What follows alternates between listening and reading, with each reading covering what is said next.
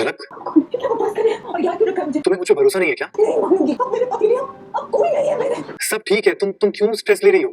झनक को ले जाने आश्रम पहुंचा अनिरुद्ध। झनक ने किया अनिरुद्ध को पहचानने से इनकार तो दिखा दिया अनिरुद्ध ने भी शादी की तस्वीर। झनक की आने वाली कहानी होने वाली है धमाकेदार। जी हाँ दोस्तों, आपको बता दें कि भाई झनक की मौत की खबर सुनकर पूरी तरीके से टूट जाता है अनिरुद्ध और पूरे परिवार को समझा देता है कि भाई ये सभी लोग मेरी झनक की मौत के कातिल हैं। जी हाँ, अर्शी को तो जोर का धक्का अनिरुद्ध देता है और पूरा बोस परिवार हिल जाता है।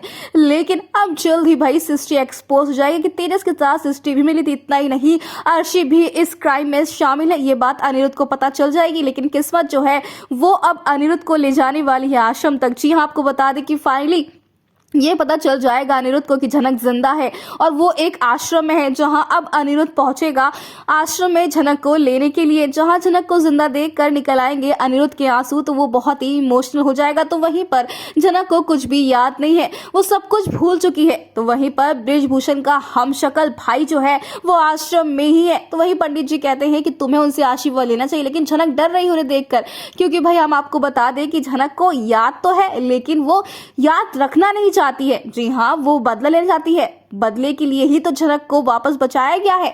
आने वाली कहानी में जब अनिरुद्ध आश्रम पहुंचेगा तो वो झनक को देखकर जहां खुश होगा, तो वही जैसे ही वो झनक को गले लगाएगा, झनक उसे धक्का दे देगी और ये कहेगी कौन हो तो मैं तो तुम्हें जानती ही नहीं हूँ।